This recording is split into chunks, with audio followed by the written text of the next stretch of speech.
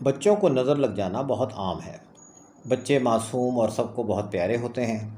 بعض اوقات بچے ایسی باتیں بھی کر جاتے ہیں جن کی وجہ سے انہیں نظر لگ جاتی ہے۔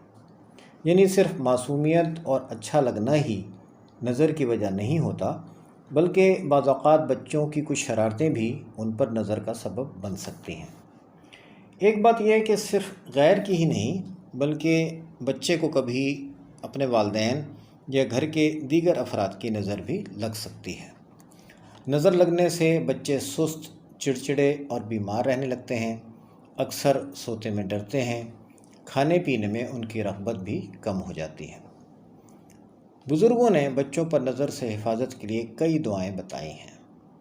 ایک دعا یہ ہے: رات کو جب بچہ گہری نیند میں ہو، اس کے سرہانے بیٹھ کر اتنی آواز سے کہ اس کی آنکھ نہ کھلے 11 مرتبہ اعوذ بکلمات اللہ التامات من کل شیطان وہامۃ من کل عین لامہ، اول آخر 3 مرتبہ درود شریف کے ساتھ پڑھ کر بچے پر دم کر دیں۔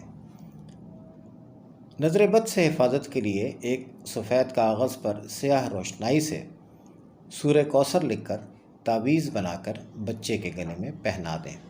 انشاءاللہ بچہ نظر لگنے سے محفوظ رہے گا۔ بچے کی طرف سے حسب استطاعت صدقہ کرتے رہنا چاہیے۔